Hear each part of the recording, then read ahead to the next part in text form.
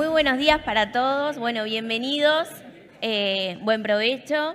Espero que se sientan a gusto. Para nosotros es un placer recibirlos esta mañana en una jornada muy especial porque si no fallan las matemáticas estamos a 1 mes y 2 días de las elecciones y es un momento clave para comenzar a hacer una puesta a punto de temas que realmente importan y que quizás pasan desapercibidos en la agenda pública, y es el objetivo del Centro de Estudios para el Desarrollo, siempre estar empujando para adelante los temas que importan para lograr las mejoras del Uruguay que queremos. Más próspero es el eslogan y no es solo un eslogan, para eso estamos trabajando. Es un placer recibirlos. Le agradecemos a la Fundación Konrad Adenauer, que siempre nos apoya para la realización de estos eventos. Ya está Ignacio Soasnávar, director de equipos consultores, Hernán Bonilla, que es el presidente del CED. En breve ya vamos a conversar y a comenzar con las disertaciones. Van a ver que en cada una de las mesas hay un cartelito con un código QR. Ese código QR lo lleva directamente a un número de WhatsApp, que es el 094 11 9379, pero ya lo tienen ahí en el QR, porque a medida que vayan escuchando las diferentes exposiciones, quizás surjan algunas consultas y al final de este encuentro vamos a tener algún tiempito para evacuar algunas preguntas que ustedes tengan. Bien, agradecerles, recordarles que el próximo 10 de octubre tenemos nuestra cena anual.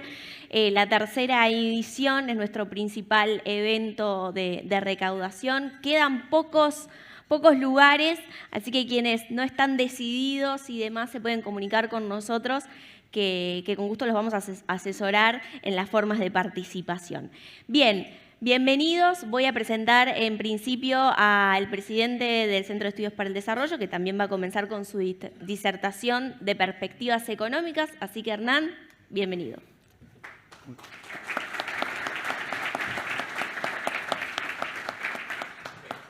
Muchas gracias, Tati. Muchas gracias a cada uno de ustedes por acompañarnos en un nuevo desayuno de coyuntura. Como decía Tati, también en estas instancias siempre agradecemos especialmente a la Fundación Konrad Adenauer, con quien trabajamos desde hace ya 8 años en estas actividades. Y también el agradecimiento a Ignacio por contar con él en estas fechas en que su opinión es especialmente valorada. En estos días, preparando la presentación con el equipo, pensamos que lo distinto que va a ser esta presentación de hoy en el desayuno respecto a la que vamos a tener en abril del año que viene, ¿no? Esta es la última del gobierno actual, en la que hagamos el año que viene, en vez de estar analizando probablemente la coyuntura y cómo cierra, cómo podría ser el próximo gobierno. En la parte económica vamos a estar viendo las primeras medidas, el equipo económico, cómo se está planteando el escenario en concreto para que va a desarrollar el próximo gobierno y probablemente Nacho, en vez de estar mostrando encuestas de intención de voto, va a estar viendo cómo es la evaluación del gobierno en sus comienzos, ¿no? Es un desayuno absolutamente distinto al que vamos a tener hoy. En alguna manera, de alguna forma, nos planteamos cómo hacer algún balance y también en lo que podemos pensar hoy, cuál es el escenario de base que va a tener el próximo gobierno, sea el que sea, y qué tendría que hacer en algunos aspectos claves para que Uruguay transite el camino al desarrollo, que por suerte ha aprendido bastante cuando uno mira los discursos, las propuestas de los distintos partidos, pero bueno, eso hay que bajarlo a tierra con medidas concretas, porque si no, no vamos a lograr avanzar hacia ese camino. Y en particular, nosotros vemos algunos riesgos en el próximo periodo, que es uno de los temas que queremos conversar en la mañana de hoy. Vamos a tener 5 bloques. Como siempre, vamos a arrancar con algo de contexto internacional, que es bien relevante para nosotros. Vamos a hablar algo sobre la región. Como siempre, la parte más divertida es la parte de Argentina. Vamos a hablar algo sobre luego sobre 3 bloques que te hacen a la economía uruguaya, uno más estrictamente sobre la coyuntura, uno sobre la agenda que nosotros entendemos que debe seguirse y otro sobre qué pasa si se aprueba el plebiscito del PIT-CNT, que es el gran elefante en la sala, ¿no? Es el tema que se está robando en buena medida la atención de la elección de octubre y con buenas razones. Sobre el contexto internacional, el problema, empezando por Estados Unidos, saben que están en una elección sumamente disputada. La elección se define en pocos estados donde las encuestas muestran que hay un margen muy estrecho entre los dos candidatos. La mejor estimación que hay hoy es una leve ventaja para Harris, pero realmente son a veces pocas decenas de miles de votos en cada estado lo que determinan que vaya para un lado o para el otro. Y ustedes saben, en el sistema electoral norteamericano, el que gana el estado se lleva todos los votos del Congreso Electoral.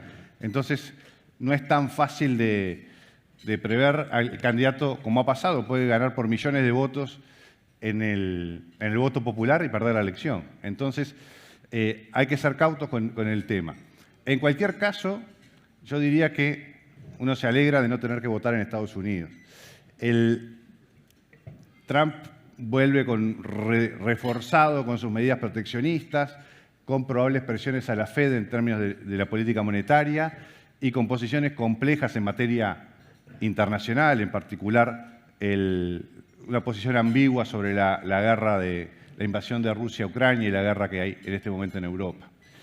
Y por el otro lado, Harris también en materia económica tiene varias muy malas ideas, aumento de impuestos, controles de precios y cosas que, bueno, si se está hablando abiertamente de eso en campaña electoral, no parece una buena señal.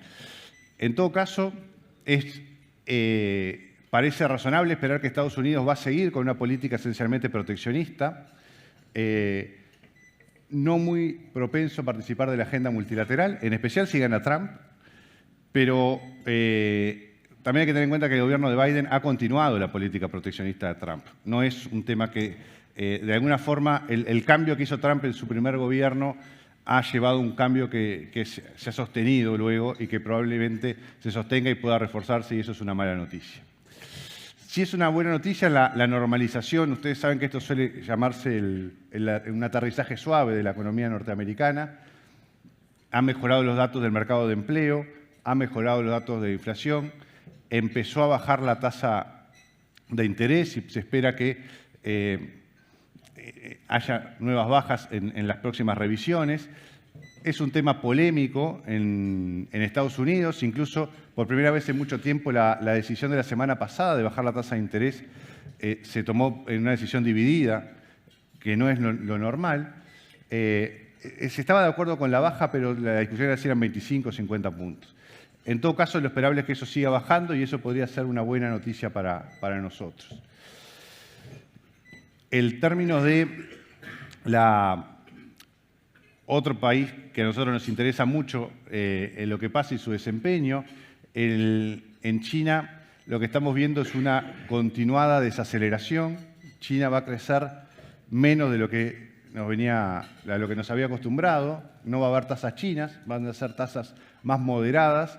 Esto es razonable en la medida en que el país se va volviendo más rico, cada vez cuesta más crecer y en particular las tasas de crecimiento es normal que sean cada vez más bajas. Por cierto, también que hay un tema de credibilidad o de confiabilidad de las estadísticas chinas, pero hay una desaceleración notoria y eso hace que no tenga el empuje que vaya a tener de demanda, en particular de commodities, que influye mucho en Uruguay e indirectamente en Uruguay también a través de los países en que impacta China, ¿no? Es como un doble impacto. Nos va a demandar, el crecimiento de la demanda va a ser menor, pero también va a ser menor en otros países con los que nosotros comerciamos, entonces ahí hay un doble efecto negativo, digamos, del menor crecimiento de la economía china. Y el desempeño de mediano plazo, como ustedes ven, visto por ejemplo en términos de lo que da el indicador de la bolsa de Shanghái, muestra también un deterioro. En términos de precios, nosotros hace un tiempo ya en el CEDA armamos un indicador de commodities, de los commodities relevantes para Uruguay. Eso da que estamos en el dato que importa, que es el deflactado por el IPC de Estados Unidos, que estamos algo por debajo del promedio del 2015-2019, que no fue un momento especialmente esplendoroso. Por el contrario, no era un buen momento. Eso quiere decir que no estamos en un momento de buenos precios. Algunos están por arriba o por abajo, la soja está bastante por abajo, el arroz está algo por arriba, pero en todo caso, la otra variable que es relevante, ahora después vamos a ver una gráfica más clara sobre el impacto de esto sobre Uruguay, no estamos en un buen momento en términos de precios de los commodities. Sobre la región, Brasil muestra todavía un desempeño mejor al que marcan las expectativas de los analistas privados. Esto es una buena noticia. Consistentemente, el crecimiento interanual de Brasil ha estado por encima de las estadísticas del consenso de expertos que mide el Banco Central de Brasil. Pero por otro lado, hay una importante señal de preocupación por la situación fiscal, ¿no? El deterioro fiscal que ya había arrancado a fines del gobierno de Bolsonaro se sigue dando durante el gobierno de Lula y esto inevitablemente lleva a una discusión sobre impuestos, ¿no? Al final del día, el deterioro fiscal se va a trasladar en un aumento de impuestos y, como ustedes saben, eso tiene varias puntas. Una discusión política que puede ser compleja. El Congreso brasilero es particularmente complejo por la fragmentación y por los distintos intereses en juego. Es muy difícil de entender para nosotros, casi tan difícil de entender como el Congreso argentino. Y no existen los alineamientos que para nosotros son relativamente sencillos de encontrar en Uruguay, en el Parlamento. Y después por los impactos económicos, obviamente que podría tener una suba de impuestos llevado por una situación fiscal más compleja. Argentina. Hay una buena noticia, que es que el plan de estabilización de Milei está funcionando. La inflación ha bajado y razonablemente va a seguir en niveles relativamente bajos para lo que venía. Ese intento de estabilización todavía necesita seguir porque inflaciones todavía de 3-4% mensual son relativamente altas. Y también la mala noticia del éxito del plan de estabilización es el efecto sobre la economía real, ¿no? La recesión, la caída de actividad, nuevos deterioros de los indicadores sociales, que en Argentina ya eran muy malos, y en términos políticos empieza a verse en las encuestas, todavía incipientemente, pero hay que ver qué pasa en los próximos meses, da la sensación de que hay una caída de la popularidad del presidente. Si eso es así, el panorama pasa a ser bastante más complejo, porque como ustedes saben, un presidente sin apoyo en el Congreso, si empieza a tener problemas de popularidad, se puede complicar. Y ellos además tienen un sistema políticamente complejo de elecciones de mitad de periodo. Dentro de eso esperamos para el año que viene un efecto rebote. La situación está probablemente en un piso, hay mucha capacidad ociosa, es probable que Argentina tenga capacidad de un rebote interesante el año que viene, pero con problemas para captar inversión. Hay un tema de confianza que todavía no ha logrado, me parece, torcer el brazo a la opinión de los inversores Milei.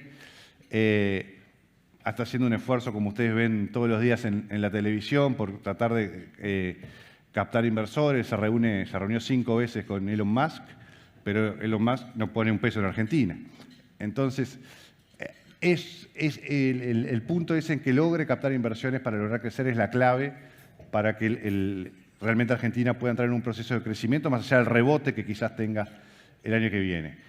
Y mientras tenga la incertidumbre de qué pasa con las elecciones de mitad de periodo, pero aún las elecciones presidenciales que tienen en 3 años, si uno no sabe si puede ser reelecto Milei o si no es reelecto Milei puede pasar cualquier cosa de un peronista o un outsider como surgió Milei que no estaba en los planes de nadie, Grabois o lo que sea, es muy difícil un panorama en el que se pueda desarrollar una actividad económica medianamente normal.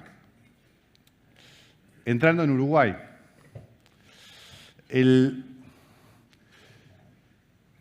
la última década, como se viene comentando acertadamente en los últimos tiempos, ha sido una década de bajo crecimiento para la economía uruguaya, ¿sí? Con un crecimiento de poco más del 1%. Y eso está muy marcado, está muy influido, como ustedes ven en la gráfica, por los precios de los commodities, ¿no? El índice que elaboramos en el SED, fíjense que hay una correlación muy fuerte entre cuál es el precio de los commodities, el precio de los productos que nosotros exportamos y el desempeño de la economía.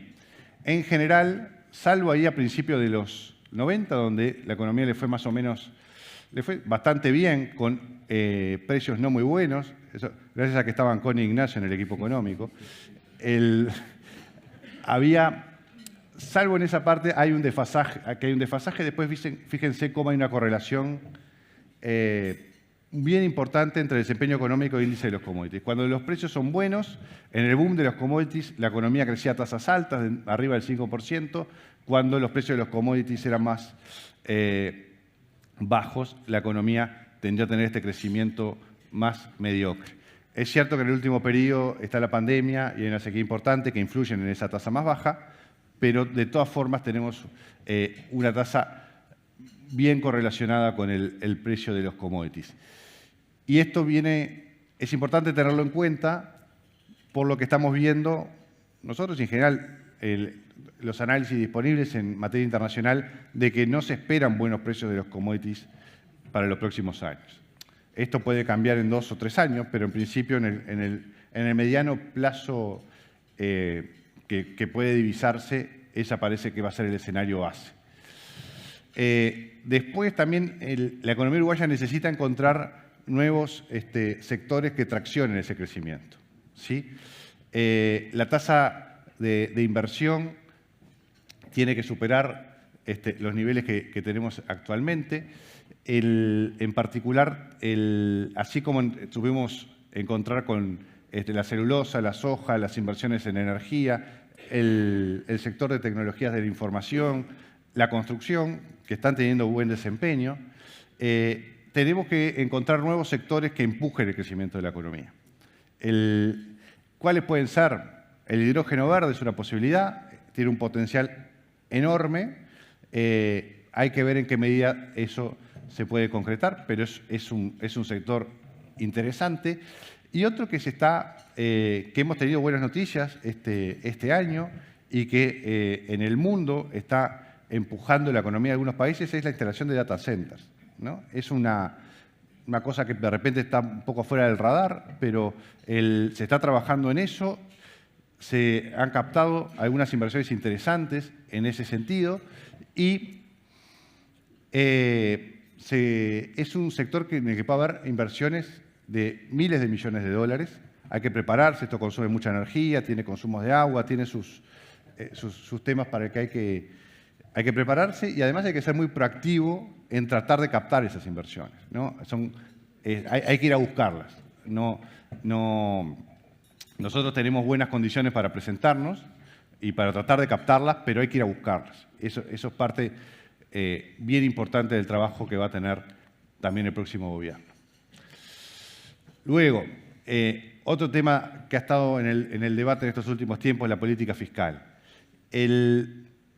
La política fiscal del próximo gobierno notoriamente tiene que apuntalar el desempeño del sector privado, ¿sí?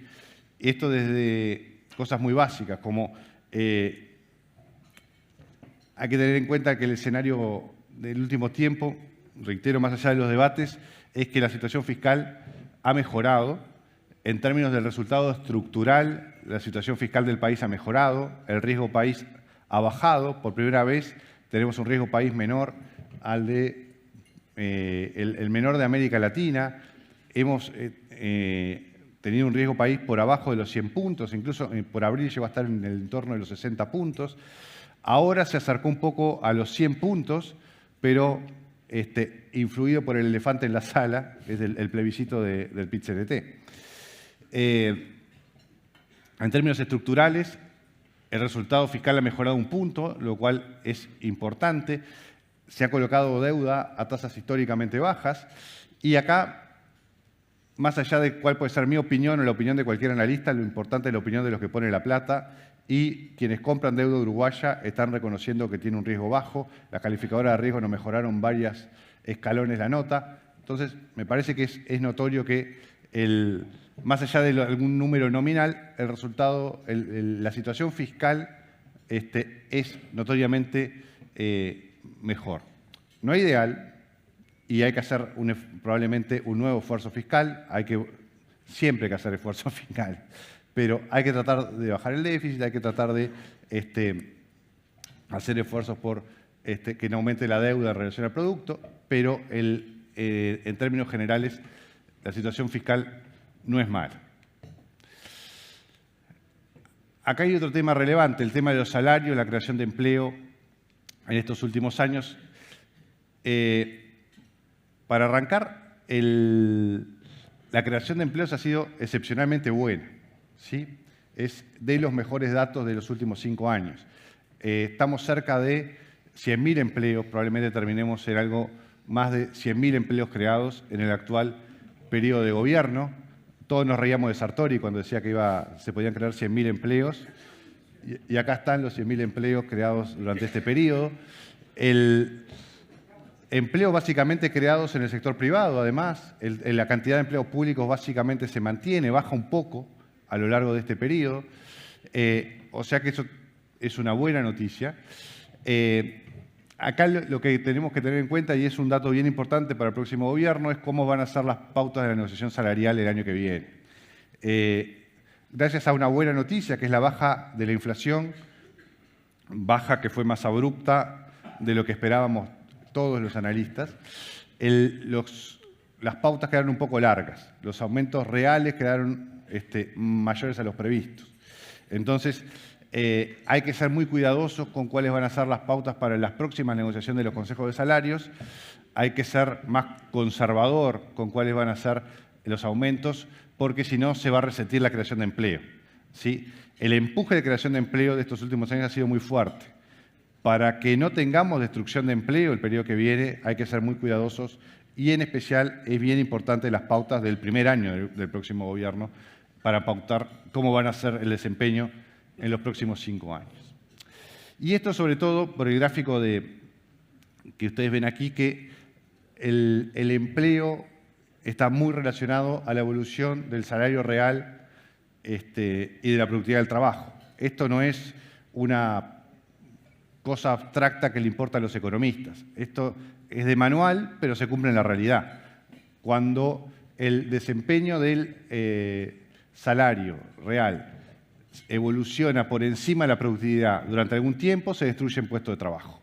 Y a la inversa, se crean. Obviamente, lo ideal sería que aumente la productividad del trabajo y pueda aumentar el empleo y pueda aumentar el salario. Para eso hay que hacer algunas cosas más de fondo, pero en principio hay que tener en cuenta que esta relación no es una relación de libro de texto sobre la que hablan los economistas y que se puede violentar en la realidad. Al final, en la realidad, los objetos chocan. No hay cómo evitar estos dilemas. En términos de política monetaria, vemos que efectivamente hay un atraso cambiario que se viene arrastrándose hace un tiempo. El atraso cambiario se da fundamentalmente por buenas razones.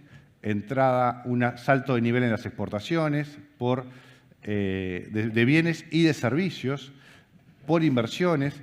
Eso no necesariamente es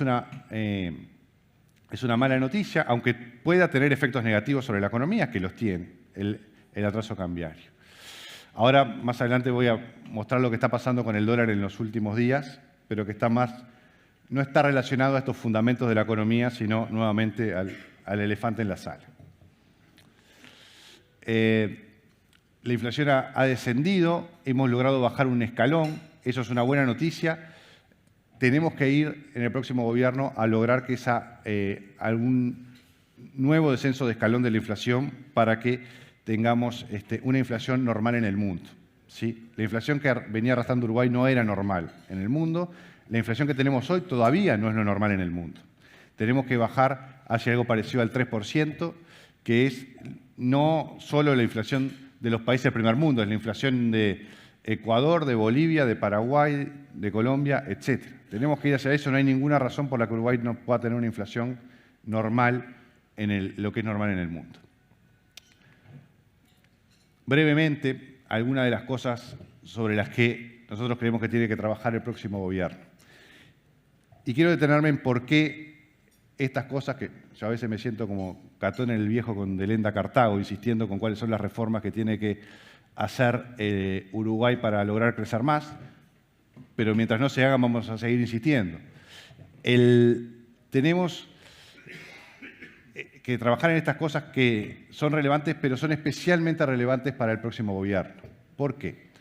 Porque del escenario que describíamos recién, si no se hacen alguna de estas cosas que venimos planteando, el escenario económico del próximo gobierno de base es muy parecido a Vázquez II. ¿Sí? Y ustedes saben, el escenario Vázquez II no fue un buen escenario.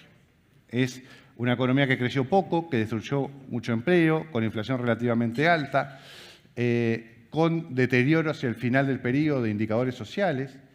Entonces, necesitamos que eso no suceda.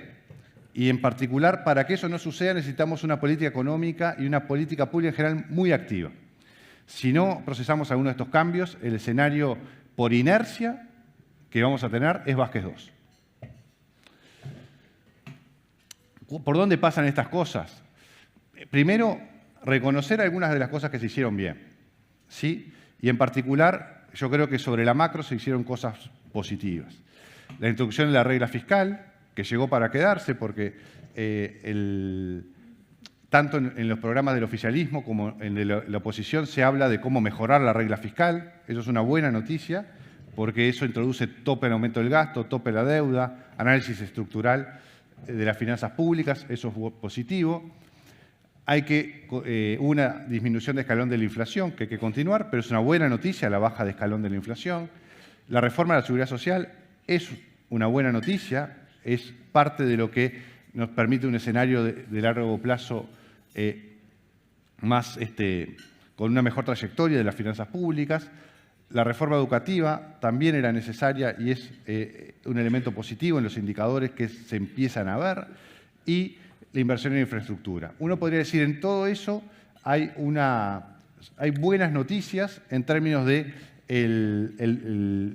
algunas políticas públicas positivas que hemos visto en los últimos años, y eso hay que reconocer.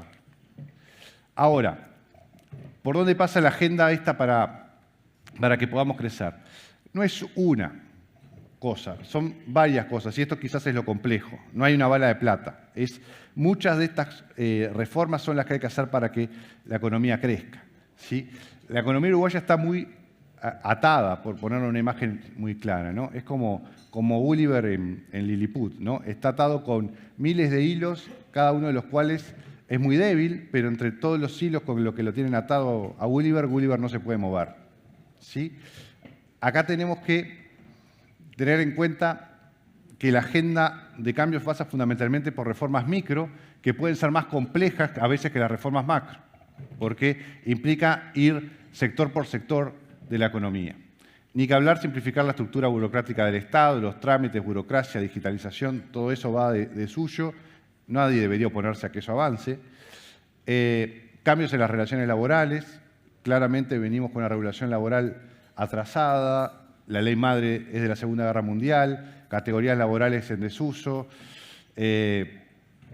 Con negociaciones demasiado centralizadas que no responden a la realidad de las empresas, ni a los reclamos de trabajadores ni de empresarios. Hay que cambiar.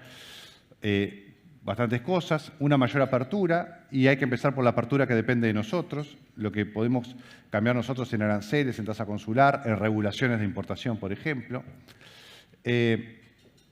Consolidar el nuevo marco de la política fiscal de la que hablamos recién y, por suerte, ha entrado en la campaña el tema de la baja de costo de vida y de costo país. Y para eso hay que hacer cosas concretas. Esa agenda es bien importante, hay que ir sector por sector, influye en el costo de vida de las personas, el producto de higiene personal, pero también es el pollo, las frutas, las verduras, muchos bienes que influyen directamente en la canasta de consumo de cada uno de nosotros, donde Uruguay tiene precios demasiado altos y no hay razones para que eso sea así. Se puede hacer a la uruguaya, negociando, con apertura gradual, no es necesario cosas de shock, pero hay que avanzar en el sentido correcto, ¿sí?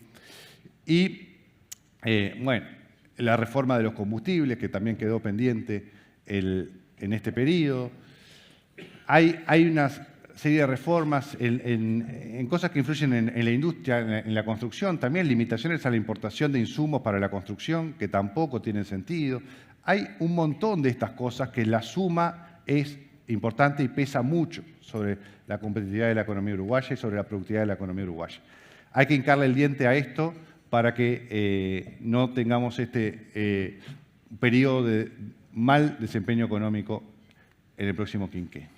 Y termino con el tema del plebiscito del PIT-CNT. No voy a abundar porque sé que ustedes saben los problemas que traería esto. La suba del tipo de cambio que estamos viendo en estos últimos días claramente responde a el riesgo de la aprobación del plebiscito. Ese es el tipo de cambio que cerró ayer. No hay ninguna razón en los fundamentos de la economía uruguaya para que haya ningún movimiento abrupto de ninguna variable. El leve aumento del riesgo país que hemos visto, el aumento de este tipo de cambio responde a que ni siquiera a la precaución que están tomando algunos actores, sobre todo pasándose de algunos títulos en pesos a dólares por las dudas, ¿sí? Esto puede revertirse en caso de que, obviamente, no se apruebe el plebiscito, pero hay una serie, si bien no me voy a meter en el terreno de Nacho, pero las encuestas parecen mostrar que por ahora el escenario más probable es que no se apruebe. Hay un alto porcentaje de gente que todavía no sabe lo que va a votar. Y es importante ser muy claro. Lo que no nos puede pasar es desayunarnos cuando Nacho esté presentando la encuesta de la semana previa a la elección, que hay un riesgo real de que esto se apruebe, ¿sí? Entonces hay que ser muy proactivo en el mes y 2 días, decía Tati, que queda para la elección, en explicar. Cuanto más se explique y la gente más conozca, tenemos menos chance que esto se apruebe. Hay que trabajar sobre eso. Los resultados de estos podrían ser realmente, no se pueden minimizar, son devastadores. Podemos perder el riesgo inversor muy rápidamente, depreciación del peso, caída de la inversión y el empleo, aumento de déficit fiscal, la deuda. Esto va a llevar a un aumento de impuestos muy notorio. Todas las estimaciones que yo he visto coinciden con las nuestras. El IVA tendría que pasar de algo así como el 22% que tenemos hoy, a algo parecido al 35%. Obviamente eso es indigerible para la economía uruguaya. Va contra las tendencias demográficas, afecta al derecho a propiedad, expropia los ahorros de los trabajadores en las AFAPs, riesgos de juicios. Y aparte está en una película que ya lo vimos, es lo que se hizo en Argentina y lo que podría pasar en Uruguay si esto se aprueba. Hay que ser muy claro en esto. No sé si es el fin del mundo, pero se parece mucho al fin del mundo esto. Hay que ser muy claro en los próximos, en el mes que queda, y nosotros desde el CED vamos a hacer un esfuerzo de difusión para explicar que esto es muy grave y aunque el escenario más probable sea que no se apruebe, no podemos correr el riesgo de que se apruebe. Nosotros desde el CED nos dedicamos a impulsar políticas de desarrollo. Si esto se aprueba, vamos a tener que ponernos a estudiar cómo hacemos para escapar del subdesarrollo, porque nos lleva a un camino muy peligroso y quedar en la Constitución esto es muy difícil de cambiar después. Entonces, no hay que subestimar el peligro de esto, hay que tomárselo en serio y hay que actuar en consecuencia en el mes que queda de aquí a la elección. Me quedo por acá. Muchas gracias. Bien. Bueno, muchas gracias, Hernán. Y ahora, como bien ya lo anticipaba, vamos a compartir el análisis político de Ignacio Sosnávar, director de Equipos Consultores. Ya estamos recibiendo algunas preguntas. Les recuerdo que tienen un código QR en cada una de las mesas. Pueden estar enviándolas allí y al final vamos a tener una instancia de algunas preguntas para los disertantes. Bueno, buenos días. Muchas gracias a Hernán y al CED por la invitación de siempre, a Tatiana, a la Fundación Adenauer, que siempre apoya estos eventos. Parece mentira, tantos años ya, Hernán, haciendo este tipo de desayunos. Y bueno, y varios de ustedes también que son participantes regulares, digamos, de estos desayunos. Parece increíble que estamos ya a un mes de la elección, ¿no? Creo que hay un consenso en señalar que es una elección rara, una elección de la cual no se percibe todavía el clima que era característico en Uruguay en este tipo de acontecimientos. Las encuestas no necesariamente muestran que la gente esté más distante de la política o de la campaña. Quizá lo que están cambiando son las formas, ¿no? En un mundo que también cambian las formas en que la gente se aproxima a la política, capaz que esas cosas también están llegando aceleradamente al Uruguay. Pero bueno, en cualquier caso vamos a compartir.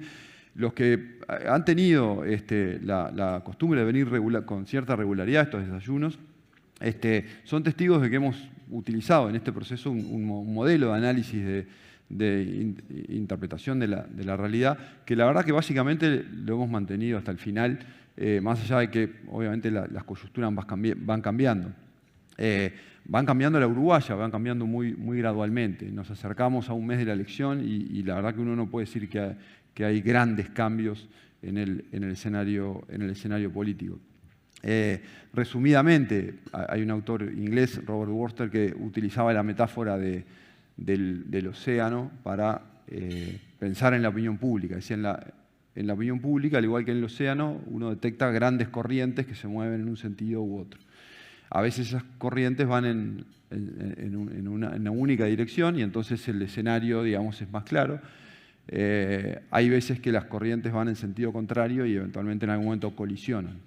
Si uno mira el escenario electoral en Uruguay hoy, uno visualiza corrientes que efectivamente van en sentido contrario y necesariamente esas corrientes van a colisionar el 27 de octubre porque es el día que la gente tiene que resolverse. Entonces, yo creo que en estas 4 semanas vamos a ver una aproximación de esas dos corrientes y, bueno, es difícil a veces estimar con precisión cuál es la magnitud, la fuerza que llevan estas corrientes y cuál va a ser el resultado final. En una especie de balance inicial, podemos decir, si las elecciones fueran hoy y nos ceñimos a una de estas grandes corrientes, que es lo que podemos definir la intención de voto expresada en encuestas, ¿no? Esta pregunta, si las elecciones fueran hoy, ¿a qué votaría? El escenario es competitivo con una leve ventaja del Frente Amplio. La última encuesta de Equipos Consultores del mes de agosto, es decir, esto es una encuesta fines de agosto, es una encuesta 2 meses vieja respecto a la elección, ya estamos a casi un mes, en pocos días vamos a tener ya la encuesta de septiembre, pero nos muestra un Frente Amplio en 41% de intención de voto y la suma de los partidos de la coalición multicolor con 38% de intención de voto. Es decir, un escenario competitivo con una leve ventaja a favor del Frente Amplio. Dentro de la coalición, 22% de intención de voto al Partido Nacional, 13% al Partido Colorado, 3% a Cabildo Abierto, algunos partidos menores que el Partido Ecologista Radical Intransigente aparece con un 1%, Identidad Soberana, el partido de Gustavo Salla, aparece con 1%, otros partidos, entre los cuales casi todos del Partido Independiente, que esta medición no llegó al 1%, pero en general llega al 1%, el blanco nulo 5%, los indecisos 13%, razonable, digamos, una decisión de 13% a 2 meses de la elección. Cuando nosotros miramos la evolución temporal de estos indicadores, en realidad es donde vemos en términos de bloque, acá vemos muy claramente las constancias y los cambios. El periodo de cambio en términos de preferencias electorales se sitúa en Uruguay entre fines del 2021 y principios del 2022 y segundo semestre del 2022. Desde el segundo semestre del 2022 ya vimos por primera vez en este ciclo un Frente Amplio que abre una brechita en este momento de 4 puntos sobre la suma de los partidos de la coalición, y después esa brecha se mantiene, en algunos momentos fue un poquito más grande, llegó a ser de 6 puntos, y ahora había llegado a ser 6 puntos en julio, y en agosto esa brecha se redujo a 3 puntos, que es la diferencia mínima, digamos, de los últimos 2 años. Entonces, dentro de un escenario que es estructuralmente bastante estable, hay pequeños cambios que obviamente pueden llevar a lecturas distintas de la realidad, porque está claro que una diferencia de 6 puntos es distinta a una diferencia de 3 puntos, por más que estadísticamente no podamos afirmar que son muy distintas, porque todos estos movimientos están dentro del margen de error, pero políticamente sí, efectivamente, es distinto. Entonces, estructuralmente llegamos a este punto que nos acompaña hace más de 2 años. Hay un grupo de indecisos relevante. Los indecisos han cambiado en la sociedad uruguaya porque la sociedad uruguaya ha cambiado. Los indecisos son promedialmente mucho menos educados e informados sobre política de lo que eran hace 5 años, porque la sociedad uruguaya tiene serios problemas a nivel del desempeño del sistema educativo, y creo que en casi todas las áreas de actividad encontramos una sociedad uruguaya con niveles de educación, digamos, complicados. Y a nivel del interés por la política, lo mismo, ¿no? Entonces, son indecisos un poco más difíciles de estimar o predecir en su comportamiento. Seguramente haya comportamientos más volátiles de estos grupos indecisos. Uno tiende a pensar a veces que los indecisos son estables, y en realidad el volumen de indecisos es bastante estable, pero en realidad hay un grupo de indecisos, hay gente que se decide puntualmente y hay otra gente que pasa a la indecisión. Es decir, es una bolsa donde la gente entra y sale. Pero hay un núcleo duro de indecisos que efectivamente tiene características bastante difíciles de modelar o predecir. Entonces, es una elección en la cual estamos llegando un mes antes con niveles de incertidumbre todavía relativamente importantes. Donde ha habido más dinámica, efectivamente, son en los movimientos al interior de los partidos de la coalición. Ahí sí, la dinámica de los últimos meses mostró una caída del Partido Nacional, de las intenciones de voto del Partido Nacional, de 29% en abril a 22% en julio, manteniéndose en agosto, una caída de 7 puntos, y en contraste, un crecimiento del Partido Colorado que había llegado, bueno, había arrancado a niveles de 3% en el 2021. Era increíble ver al Partido Colorado en niveles de 3-4% en el 2021. Bueno, el Partido Colorado ha tenido cierta recuperación en el 2023 y una recuperación más acelerada en 2024 que lo lleva a un crecimiento de 7 puntos desde el segundo semestre de 2023 hasta agosto del 2024. Cabildo abierto y el Partido Independiente se mantienen estables. Algunas puntualizaciones respecto a esto. La gente dice, bueno, ¿cuánto influyó lo de Ripoll en la caída del Partido Nacional? Bueno, uno puede decir que efectivamente toda la incomodidad despertada en la interna del Partido Nacional por la elección de la candidata a vicepresidente eventualmente puede haber contribuido en algo, pero si uno mira la evolución temporal de la variación, ya había habido una caída del Partido Nacional de abril a junio, antes que nadie imaginara que Ripoll podía ser candidata a vicepresidente. Y después, en todo caso, hubo un poco más. Pero parece que esta caída de 7 puntos no es atribuible a Ripoll, que aparece por la mitad o por lo menos no toda Ripoll, que aparece recién por la mitad de la serie, ¿no? Entonces, quizá hay fenómenos que no tienen que ver exclusivamente con Ripoll. Y después, respecto al crecimiento del Partido Colorado, la pregunta es, bueno, ¿y cuánto de esto tiene que ver Pedro? Bueno, también, por supuesto que acá Bordaberry emerge por aquí, entonces, evidentemente, Bordaberry puede haber ayudado en la consolidación de esta tendencia de crecimiento, pero también muy claramente es una tendencia de crecimiento que inicia en el Partido Colorado previamente al abordaje de Bordaberry. Es una diferencia entre el Partido Nacional y el Partido Colorado que se ha venido achicando. Es cierto que esto ya ocurrió en elecciones anteriores, ya ocurrió, porque lo vamos a ver un poquito más adelante, ya ocurrió, por ejemplo, en 2019. En algún momento en 2019 el Partido Colorado con Ernesto Talvi llegó a tener hasta 16% de intención de voto a esta altura de la campaña, no recuerdo si era agosto o septiembre, creo que era septiembre el momento pico del Partido Colorado con Ernesto Talvi, y el Partido Nacional estaba en 23-24. Digamos, la diferencia se había achicado de manera significativa, y después el tramo final de la campaña fue malo para el Partido Colorado, fue bueno para el Partido Nacional, y esa diferencia vuelve a abrirse. Así que no sabemos. Y también es cierto que en términos de posibilidades de aproximación mayor, digamos, de estas curvas, no tenemos que olvidarnos que la elección del 27 de octubre es una elección presidencial y es una elección parlamentaria, donde se eligen senadores de circunscripción nacional y diputados de circunscripción departamental. ¿Esto qué quiere decir? Que en el interior del país, donde la gente está mucho más presente de quién es el diputado, el que elige, y ahí el menú electoral de la fortaleza de las candidaturas a diputación del Partido Nacional son, en términos relativos, mayores que las que ofrece el Partido Colorado. Entonces, en ese balance de elegir un candidato a presidente con un diputado local, el Partido Nacional ahí tiene una fortaleza relativa respecto al Partido Colorado, que muchas veces no se visualiza desde la política nacional, pero en los microclimas departamentales eso es bastante claro. Pero bueno, más allá de cómo termine, de si rebotará el Partido Nacional hacia arriba o no, como en 2019, está claro que estas tendencias operan y que evidentemente el escenario más probable es que Álvaro Delgado dispute una segunda vuelta con Yamandu Orsi en el contexto actual.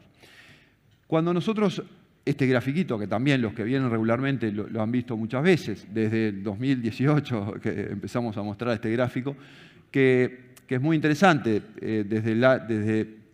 estos son respuestas a esta pregunta de quién votaría si la elección fuera hoy, de intención de voto, simpatía política, desde el 93 en adelante. Y aquí tenemos los distintos ciclos electorales marcados con gris. Y podemos comparar cómo está cada uno de los partidos hoy comparado con cómo estaba a la misma altura del periodo anterior. Bueno, cuando miramos esto desde el Frente Amplio, decimos, el Frente Amplio estuvo en el semestre electoral por encima de 40% de intención de voto 3 veces, 2004, 2009 y 2014. Las 3 elecciones que el Frente Amplio ganó. Y estuvo por debajo del 40 otras 3 veces, 94, 99 y 2019, que son las 3 elecciones que el Frente Amplio perdió, ¿no? En estas 6 previas. Entonces, la conclusión es bastante clara. El Frente Amplio hoy, en términos de intención de voto, a la misma altura de la campaña, en el semestre electoral, ahora ya faltando un mes, está mucho más cerca de lo que estaba en las elecciones que ganó que en las elecciones que perdió. Por lo cual, el Frente Amplio mira este gráfico y tiene muy razonables, muchas razones como para tener optimismo respecto al resultado probable. Cualquiera de ustedes sabe que un modelo construido con 6 observaciones es un modelo débil, pero bueno, es lo que tenemos. No tenemos series mucho más largas para comparar el desempeño electoral. Y hasta ahí la primera corriente, ¿no? La primera de las 2 corrientes marítimas que ilustramos con claridad. Pero las encuestas reflejan otra corriente o un conjunto de corrientes que van en paralelo y que transitan en una dirección que aparentemente no es igual y en algunos sentidos incluso es contraria, o puede interpretarse como contraria a esta corriente que uno lee cuando se basa solo en esta pregunta, que es si las elecciones fueran hoy, ¿a quién votaría? Que es una pregunta muy puntual en una encuesta muy larga, una pregunta muy valiosa, por supuesto, pero es un único indicador. Cuando uno mira los indicadores de humor social, el escenario es bastante más equilibrado e incluso en algunos indicadores uno podría decir que es más favorable a la idea de una continuidad. ¿Cuáles son esos indicadores? Bueno, hay un indicador muy interesante que alguna vez hemos mostrado acá, no siempre, que es una pregunta nueva que empezamos a hacer desde el año pasado sobre percepciones sobre el rumbo del país, ¿no? Es la primera pregunta del cuestionario, es decir, bueno, más allá de todo, antes de hablar de política, antes de hablar de nada, ¿cómo siente usted que le está yendo al Uruguay? Y bueno, hay de todo, como en botica, ¿no? Hay un 5% de los uruguayos que dicen el Uruguay se está desarrollando mucho, el Uruguay realmente va muy bien. Hay un 28% que dice el Uruguay avanza lento pero seguro. Hay un 25% que dice el Uruguay está estable. Un 18% que dice el Uruguay está estancado, que digamos sería la estable con perspectiva negativa, ¿no? Un 12% dice el Uruguay está retrocediendo, es decir, estamos yendo en una dirección equivocada, y un 11% dice el Uruguay está en decadencia, que es una situación, una percepción ya bastante más dramática. Bueno, está bastante claro que tenemos al menos al menos un grupo de la población, que es un 23%, es decir, 1 de cada 4 uruguayos, algo así como 1 de cada 4 uruguayos, tiene percepciones realmente negativas sobre cómo va el país. Y este 18% que siente que el país está estancado, bueno, probablemente no es el sesgo negativo, claramente es menor, pero uno también podría decir que que es de un sesgo negativo. ¿Cuánto suma esto? 41%, que era exactamente lo que sumaba la intención de voto al Frente Amplio. Si uno analiza este grupo, 33% parece bastante satisfecho. El Uruguay avanza lento pero seguro, se está desarrollando mucho. No parece que este grupo tenga particulares motivos para cambiar. Y evidentemente el territorio de disputa está acá, ¿no? Y las encuestas obviamente lo muestran, ¿no? La gente que dice que está estable. Bueno, Uruguay está estable. Eso podría ser, en un país como el nuestro, un indicador más bien favorable a la continuidad. Si algunas de las personas que piensan que el país está estable opta por cambiar, probablemente debería encontrar razones sustantivas para ese cambio que no tenga que ver con una insatisfacción grande sobre la marcha general de las cosas, ¿no? Entonces, el territorio, esto hace que sea una elección también centrípeta, ¿no? Es decir, acá el clima de opinión uruguayo hoy no está, digamos, señalando un atractivo de posibles propuestas de un cambio radical. Estamos transitando básicamente por una moderada satisfacción y creo que las campañas más o menos han ido hacia acá. El gobierno, evidentemente, su propuesta de valor básica es una especie de continuidad mejorada, esta idea de construir un segundo piso a partir de lo hecho. La oposición no está planteando un giro radical del rumbo del país, sino también cierta idea de mejoras sobre una situación actual. En cualquier caso, podemos analizar mucho rato cómo sumar y restar estas variables, pero está claro que, por lo pronto, la conclusión que quería mostrar acá, que este no es un indicador de un escenario de cambio. Si hubiéramos tenido indicadores parecidos sobre la elección argentina el año pasado, evidentemente los rojos hubieran sido mucho más predominantes y eso también explica muchas cosas de fondo. La confianza en la economía ha venido mejorando y se encuentra claramente en zona positiva. Aquí sí ha habido variaciones en el último tiempo. Hasta los desayunos del año pasado veníamos diciendo la confianza en la economía es un indicador que nos lleva a zona intermedia, no está ni positiva ni negativa. Bueno, hoy claramente está en zona positiva. Aquí tenemos el ciclo actual, la caída inicial, el febrero del 2020, la confianza en la economía, el índice de confianza en la economía era más 6, ¿no? Positivo en 6. En marzo era menos 20, ¿no? El fines de marzo con la pandemia, menos 20. Y luego de ahí ha habido una recuperación, oscilante, a partir de algunas coyunturas, pero llega, ahora estable en los últimos meses, pero llega a 2024 sostenidamente en su momento más alto del periodo, con un nivel de confianza en la economía de más 14. Este más 14 de índice de confianza en la economía es muy parecido, es muy distinto al que había en 2019, que era menos 20, que claramente una elección de cambio, mucho más parecido al de 2014, elección de continuidad, y mucho más parecido a lo que era en 2009, elección de continuidad. El índice de la economía continuó creciendo después de la elección, pero a la misma altura de la elección estaba en más 19 en el 2009 y en más 16 en el 2014, por lo cual es casi igual, efectivamente, a los niveles de confianza en la economía que tenemos hoy. Por lo cual, este indicador se parece más a los indicadores que había en las elecciones donde hubo continuidad que a las elecciones donde hubo cambio.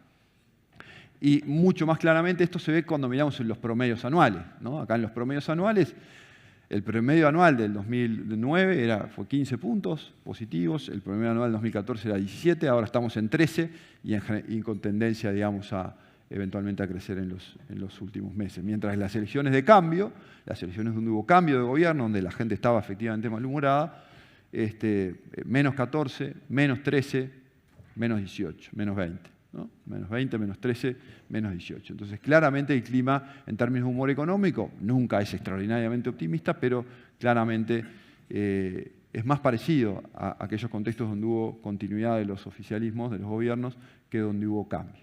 Y por último, la evaluación del desempeño del presidente y del gobierno. También mantiene este indicador saldo positivo. El presidente tiene un nivel de aprobación de 49%, una desaprobación de 33%, y básicamente también con una enorme estabilidad en los últimos meses, ¿no? De hecho, salvo aquí fines de 2022, puntualmente con el episodio astesiano, obviamente la pandemia excepcionalmente aprobada, luego la normalización post-pandémica, si uno mira el dato, por ejemplo, de agosto del 2021, era 49-32, y ahora 3 años después tenemos 49-33. Es decir, esto ha sido una gran estabilidad, con obviamente algunas oscilaciones, sobre todo en nivel de desaprobación, pero una gran estabilidad en el nivel de aprobación en los últimos tiempos. Y si uno mira los promedios anuales, llega exactamente a la misma conclusión a la que llegábamos recién cuando mirábamos la confianza en la economía. Los presidentes uruguayos históricamente han sido más bien mal evaluados. La primera excepción fue Vázquez en su primer gobierno y Mujica en su gobierno. Vázquez terminó su periodo con un promedio de 60% de aprobación, obviamente gobierno reelecto. Mujica termina su gobierno con 52 de aprobación, 27 de desaprobación, gobierno reelecto. El segundo Vázquez ya tenía saldo negativo en 2019, cambio de gobierno. Entonces, no tenemos, y la calle Boy tiene 48-33, y buena parte de este crecimiento final de Vázquez y Mujica se dieron después de la elección, no llegaron tan altos al momento de la elección. Entonces, no tenemos antecedentes en Uruguay de que un gobierno haya perdido la elección cuando el presidente tiene niveles de aprobación por encima del 40%. Entonces, esa es la otra corriente que muy claramente vemos en el océano, ¿no? La corriente que nos muestra la satisfacción con la economía, la corriente que nos muestra la satisfacción con la evaluación del gobierno. Entonces, esto ya es bastante claro. Una de estas dos reglas, reitero, reglas y modelos construidos con 6 observaciones, pero bueno, una de estas reglas se va a romper indefectiblemente en 1 mes y 2 días. O el Frente Amplio, bueno, o en 2 meses, vamos, casi 2 meses. O el Frente Amplio pierde la elección, teniendo a esta altura más del 40% de la intención de voto, o el gobierno pierde la elección teniendo más del 40% de la aprobación. Esto que va a ocurrir en octubre o noviembre, no lo hemos visto anteriormente. Entonces, de ahí esta idea inicial de corrientes que van en contradicción y que nos generan obviamente cierto nivel de incertidumbre. En 2019 a esta altura estábamos viendo todas las corrientes en la misma dirección y decíamos, bueno, salvo que pase algo muy raro, efectivamente el mar va hacia allá. ¿Ah? En este caso, la situación tiene algunas complejidades adicionales, ¿no? La imagen de los principales candidatos sí muestra un punto fuerte del candidato del Frente Amplio, Yamandu Orsi. Cuando nosotros miramos la evolución de la opinión positiva, porcentaje de simpatías a los distintos candidatos, tenemos a Orsi, que estaba en niveles de simpatía por debajo del 40% el año pasado. En abril, sobre todo en julio y agosto, consolida una imagen del 42% de simpatías. El candidato del Partido Nacional, Álvaro Delgado, muy estable, en el entorno del 30% de simpatías. Obviamente desde el lanzamiento de su candidatura, cuando renuncia a la Secretaría de Presidencia el año pasado para ser candidato, pega un salto de 24-25 a 30 y después se mantiene en el entorno de 30 hasta ahora. Y claramente la principal dinámica en términos de imagen de candidatos en elecciones es Ojeda, que explicado por factores fundamentalmente o en principio de desconocimiento, una figura muy poco conocida, digamos, en términos de la opinión pública en general. Evidentemente, dentro del desconocimiento tampoco recogía muchas simpatías, pero eso ha ido cambiando gradualmente y hoy, en términos de simpatías a los candidatos, tiene una imagen muy parecida a la que tiene el candidato del Partido Nacional, Álvaro Delgado. Esto también ya ocurrió en 2019, a esta altura del 2019, Ernesto Talvi tenía mejor imagen que la calle Pou en la campaña. Tenía significativamente mejor imagen Ernesto Talvi que la calle Pou en la campaña. No es directa la traslación entre imagen personal e intención de voto, pero está claro que la tendencia es bastante clara en términos de crecimiento de Ojeda. Pero acá lo que señalo es que el punto es, este punto es de imagen de los candidatos, es un punto efectivamente hoy favorable al Frente Amplio. Bueno, en el balance, una elección con un nivel alto de incertidumbre sobre el resultado final, ya que variaciones de pocos puntos pueden llevar a resultados muy distintos. Esto es bastante evidente lo que estoy diciendo, ¿no? Y acá voy a mostrar, por suerte la pantalla es grande, ¿no? Voy a mostrar, les pido disculpas, pero no pude trabajar mejor en el diseño de esto. Esto es una cosa que para mí es maravillosa, que son todos los resultados de las encuestas de intención de voto durante los años electorales, la proyección hecha por equipos consultores respecto al resultado de la elección y el resultado efectivo de la elección, ¿no? La verdad que en Uruguay podemos decir, todos sabemos que las encuestas en general hemos andado razonablemente bien. No hemos tenido enormes desfasajes. Nos ayuda un electorado estable, predecible, proclive a contestar encuestas, bueno, etc. Salvo en una elección que fue la del 2014. La elección 2014 fue una elección de una sorpresa. No una sorpresa enorme, no fue un error escandaloso de las encuestas, de esas situaciones que a veces se dan en el mundo y dicen, bueno, las encuestas no sirven para nada, a veces pasa y puede pasar.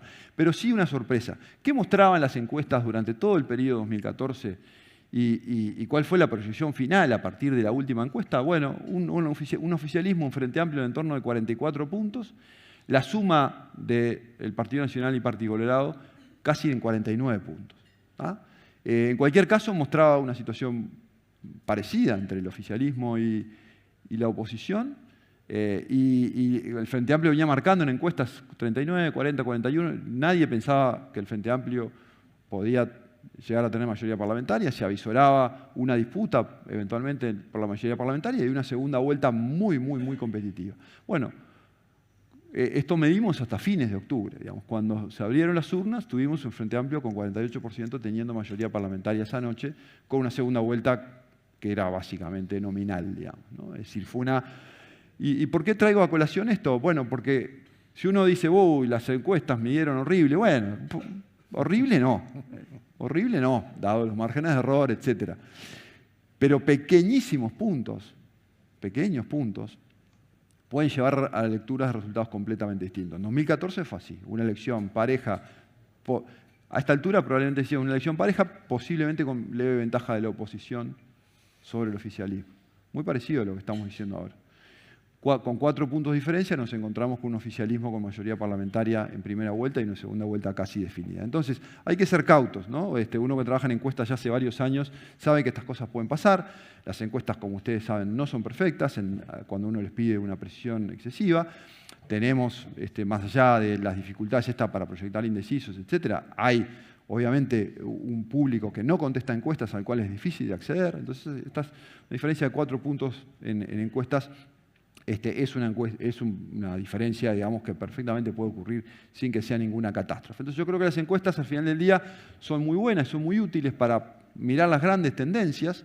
Creo que ahí son indiscutibles y creo que efectivamente, pero cuando el economista Fernando Esponda publicó hace algunas semanas una idea que yo había utilizado en algún momento en alguna charla privada de que las encuestas se parecen mucho más a una pintura impresionista que a una fotografía de alta definición.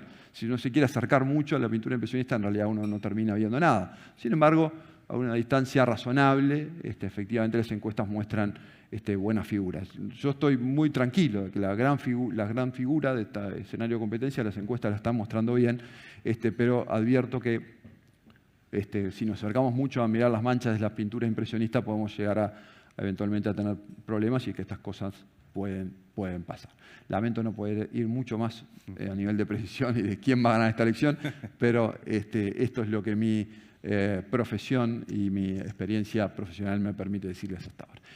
Y bueno, y finalmente el elefante en la sala, el plebiscito de la seguridad social, que se ha puesto particularmente relevante en los últimos días. Es un tema sobre el cual se destaca la baja información o interés, acá ponemos, porque no es que la información no esté, la información está disponible. Cualquiera que busque información sobre qué es el plebiscito, qué implica, etcétera, la información está. Sin embargo, la gente se dice desinformada. Se dice desinformada a niveles impactantes. 39% de los uruguayos dice que escuchó hablar y que tiene una idea clara de qué es este tema del plebiscito. Un 31% dice que escuchó hablar, pero que en realidad no tiene una idea demasiado clara. Y un 30% de los uruguayos nos dijo en agosto que no había escuchado hablar que iba a haber un plebiscito sobre temas de seguridad social el 27 de octubre. Es un tema que efectivamente ha pasado muy por debajo, digamos, del radar de una parte del público. El esquema de preferencia actual es dividido y con alta indecisión. Obviamente que esto es consistente con la escasa información. Cuando preguntamos en agosto si votaría a favor o en contra del plebiscito, 33% de los uruguayos nos dijo que votaría a favor, 37% nos dijo que votaría en contra, 30% evidentemente no sabe qué votaría. Por supuesto que no existe una papeleta en contra, la gente no puede votar en contra, simplemente es una forma de medir en encuestas lo que es una actitud a favor o rechazo o eventualmente una actitud indiferente. Entonces, si uno dice, bueno, los que están convencidos hoy de votar son 33%, requieren 50%, le falta un montón, ¿no? Esa es una forma de leerlo. La otra es, bueno, hay un montón por resolverse, y si hacemos la cuenta al almacenero de que van mitad y mitad, bueno, 15 más 33 es 48, digamos, ¿no? Entonces es depende cómo uno saque la cuenta, si se queda más tranquilo o un poco más preocupado. Pero lo cierto es que además la tendencia parece ir levemente en contra, de 36 a 33, cae un poquito el apoyo, crece un poquito el rechazo. Y además, bueno, acá hay una cuestión que tiene que ver con las orientaciones políticas. Dentro del Frente Amplio tenemos el 52% votaría a favor, 29 no sabe, 19 en contra, y en la coalición Partido Nacional y Partido Colorado lo mismo. Partido Nacional, otros socios de la coalición lo mismo. Acá básicamente lo que muestro es que los indecisos están por igual en los dos bloques. Es decir, este 30% de indecisos, hay 29 en el Frente Amplio, 33 dentro de los votantes del Partido Nacional, menos en los colorados y cabildantes, pero 1 de cada 3 votantes del Partido Nacional está indeciso respecto al plebiscito y casi lo mismo está respecto al Frente Amplio. Y un tema relevante para el análisis, cuanto mayor el nivel de información, mayor el rechazo al plebiscito. Entre aquellos, el rojo, el que votaría en contra, aumenta a medida que aumenta la información. Entre aquellos que escucharon hablar y tienen una idea clara del plebiscito, el 57% dice que está en contra. Entre aquellos que escucharon hablar pero no saben mucho qué es, hay opiniones más divididas. Bueno, y obviamente entre los que no escucharon hablar, el 60% no sabe qué haría, ¿ok? Pero entonces, esta diferencia es bastante clara e ilustra que si nosotros partimos de la base de que en estas 4 semanas la gente va a buscar más información, entonces eso podría representar una limitante, digamos, para la aprobación del plebiscito o para el crecimiento del sí.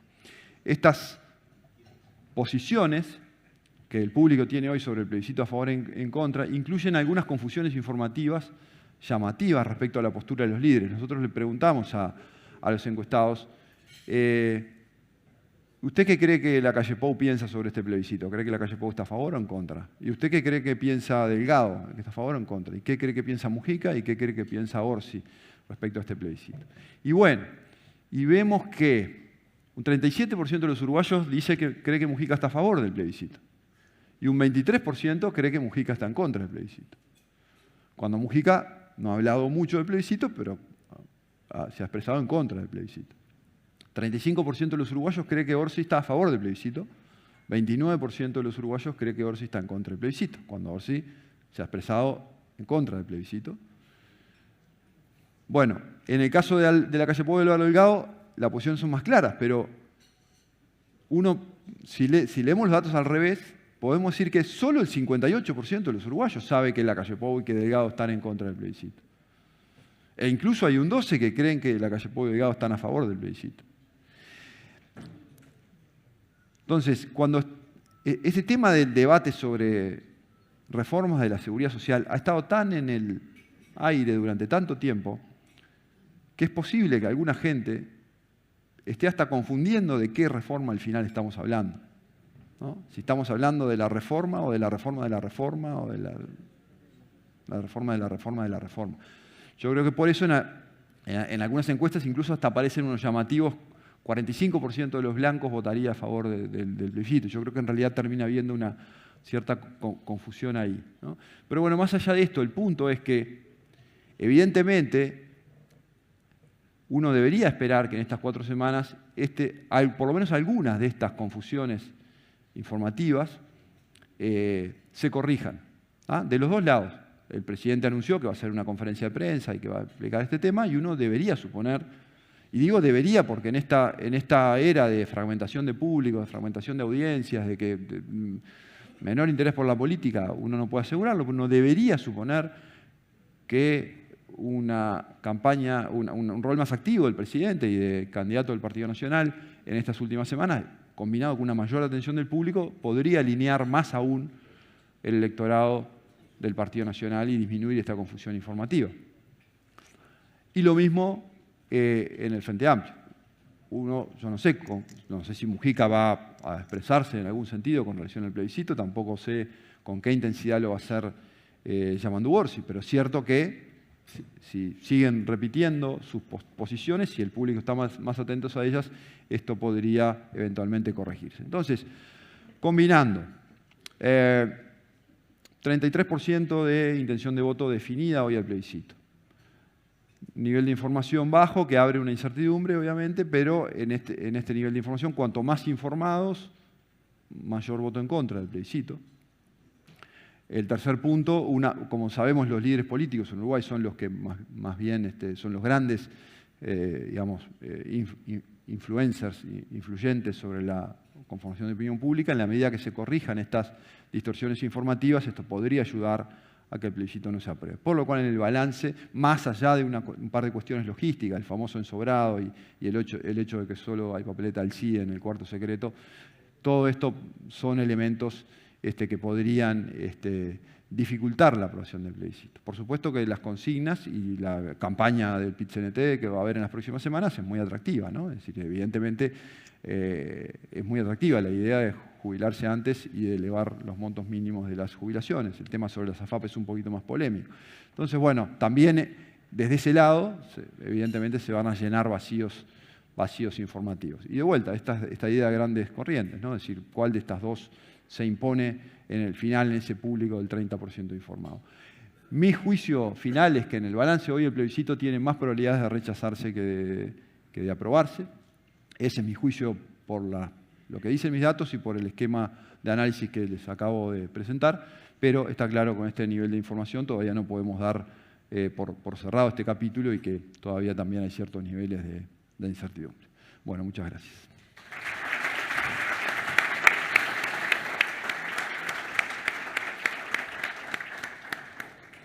Bueno, muchas gracias a ambos por ilustrarnos en temas relevantes, ¿no? Y de agenda, que siempre son muy bienvenidos, sobre todo para quienes están presentes también, en cuanto al análisis político y económico.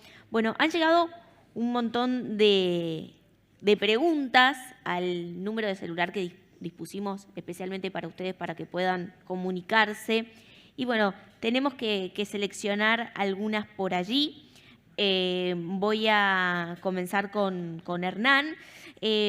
Bueno, esta pregunta dice, Hernán, de las reformas micro que ve necesarias, ¿no? Que analiza a través del CED para encarar con éxito en los próximos años y no depender tanto del ciclo de los commodities, ¿cuántas de ellas, de estas reformas micro, está viendo en las propuestas de los distintos sectores políticos y particularmente entre el oficialismo y la oposición?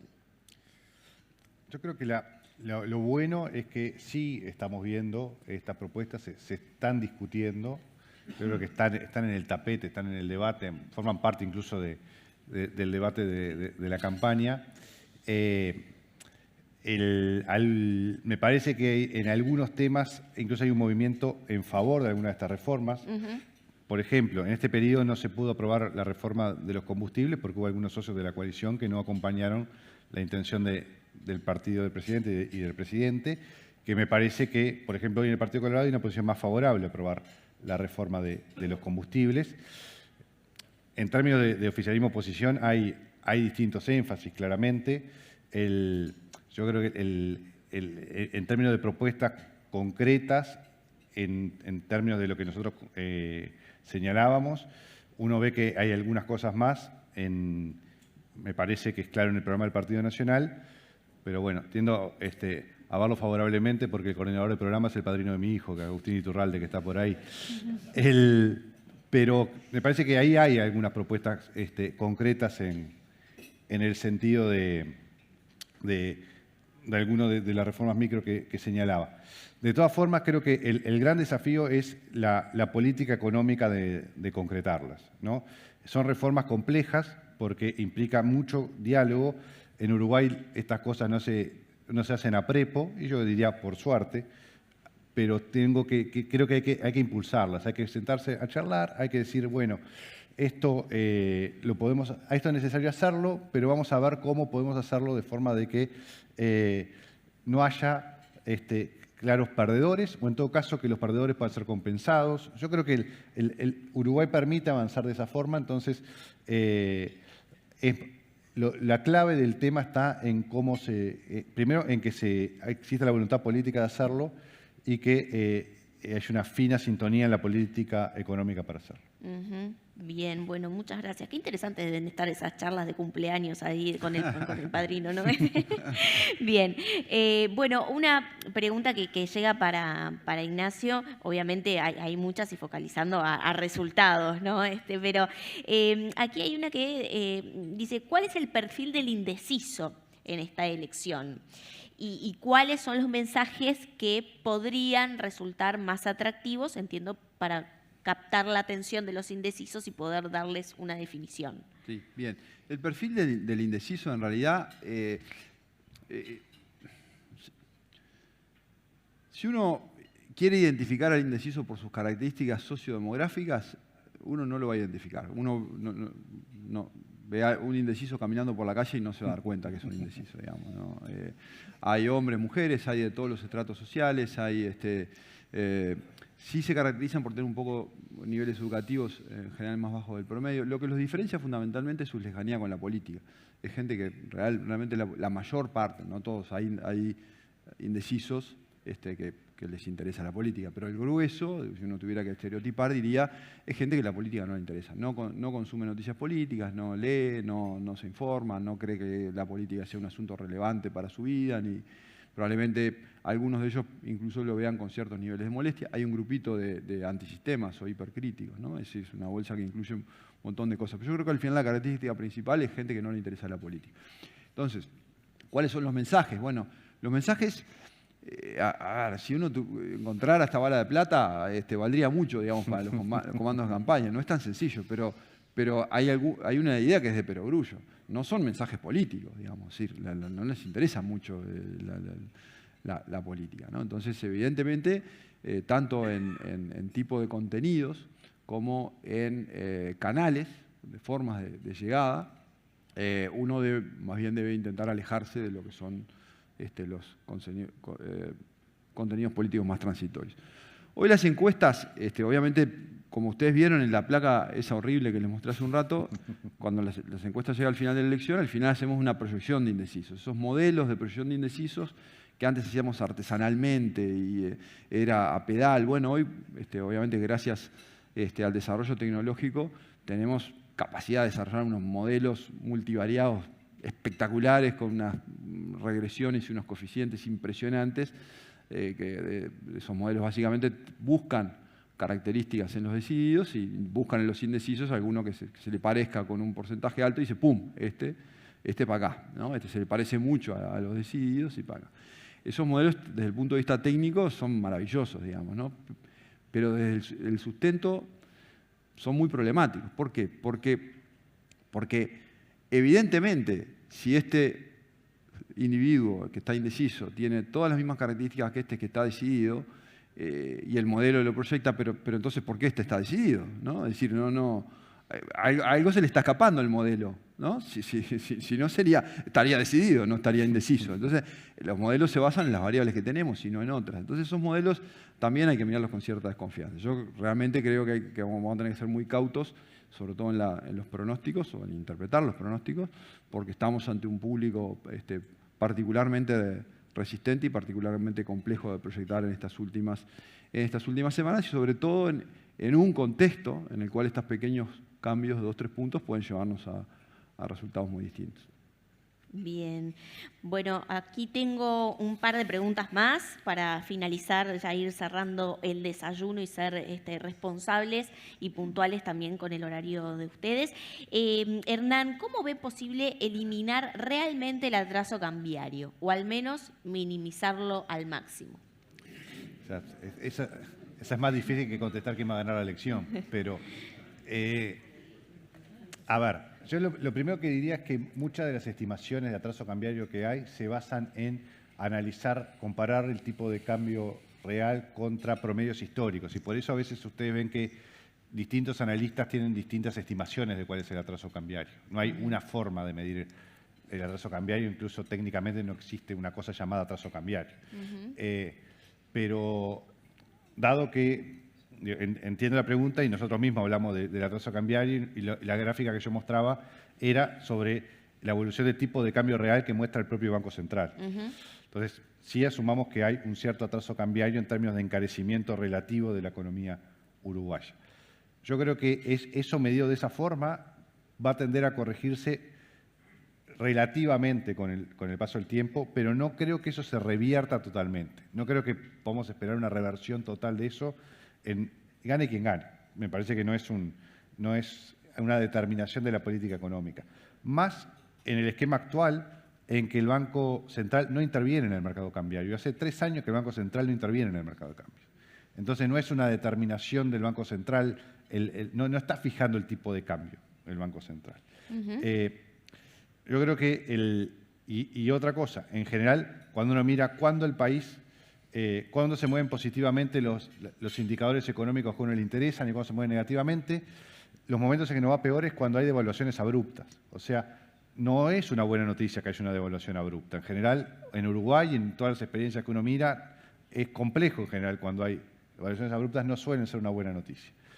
Entonces yo creo que el tema hay que atacarlo por otro lado. Yo creo que hay que ir por el tema de mejorar la competitividad, por el tema de los costos, por temas impositivos, burocráticos, etcétera.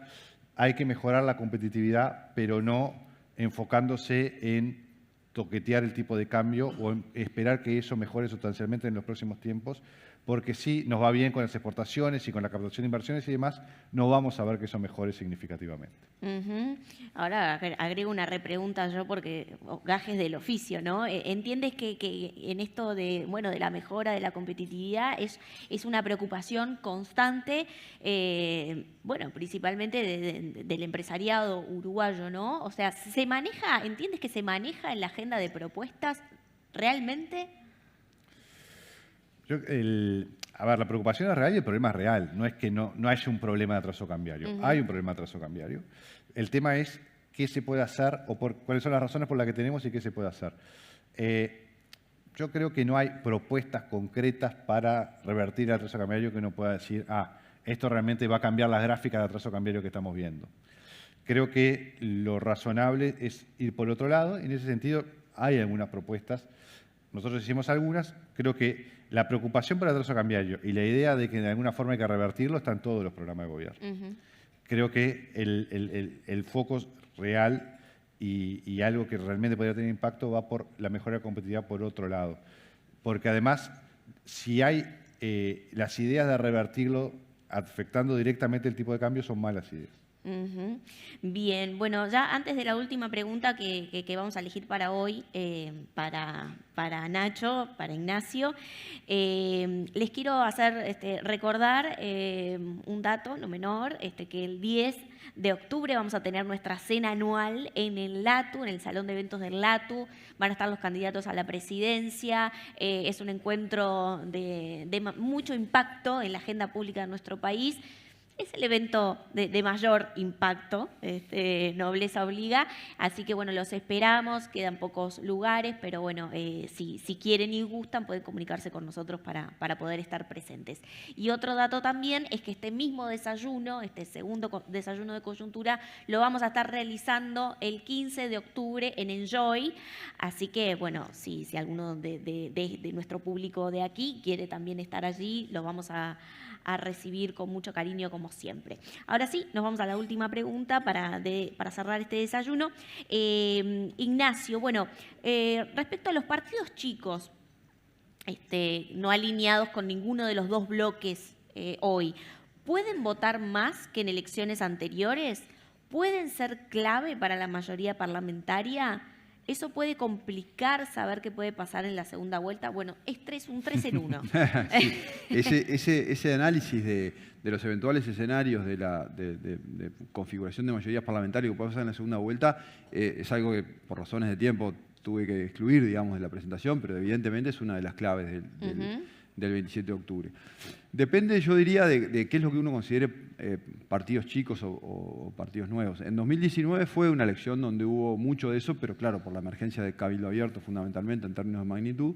Y después tuvimos también varios partidos que llegaron tenemos el Parlamento con mayor cantidad de partidos en nuestra historia, en esta legislatura. El resto, hoy hay varios que están ahí al límite, ¿no? Está claro que hay uno que en los últimos meses viene sostenidamente llegando al 1% y además votó muy bien en la interna en términos relativos, que es Identidad Soberana, el partido de Gustavo Sacchi. Por supuesto, el Partido Independiente, que también es un partido que históricamente ha mantenido representación en el Parlamento, mantiene en general regularmente el 1%. Y después hay otros partidos que eventualmente aparecen o no. Uno es el Partido Ecologista Radical Independiente, del diputado César Vega, que ya tiene hoy representación parlamentaria, podría llegar a mantenerla. Y el otro es el Frente de Trabajadores, que es lo que era Unidad Popular, Asamblea Popular, más Partido de los Trabajadores, que en algunos casos llega también al 1%. Y efectivamente, en función de cuánto voten esos partidos chicos, es relevante, en primer lugar, porque cambia la ecuación para la mayoría parlamentaria. Es decir, cuanto más votos tengamos a partidos chicos que no lleguen aunque lleguen al 1%, digamos, el requisito para la mayoría parlamentaria es menor. Y lo mismo pasa con el blanco nulo. Cuanto mayor el blanco nulo, el requisito para la mayoría parlamentaria baja. Y en segundo lugar, abre escenarios de gobernabilidad, porque podemos llegar a un escenario en el cual eventualmente ninguno de los partidos o ninguno de los bloques, mejor dicho, tenga mayoría parlamentaria, y que al final eso se dependa de negociaciones con estos pequeños partidos. Es un escenario difícil por numéricamente, matemáticamente, digamos, pero no es un escenario imposible, y entonces efectivamente estos partidos pueden llegar a tener un protagonismo mayor eventualmente que el que tuvieron en otros momentos. Bueno, muchas gracias Ignacio, Hernán, por estos análisis. Les cuento que en la web del Centro de Estudios para el Desarrollo la presentación económica ya está disponible para quienes quieran acceder a ella y ver con mayor detenimiento los datos. Por supuesto que los invitamos a seguirnos en las redes y a seguir acompañándonos en lo que resta del año y en realidad estamos preparando muchos contenidos para el año que viene desde ya. Así que siempre muchas gracias por acompañarnos y nos vemos a la próxima.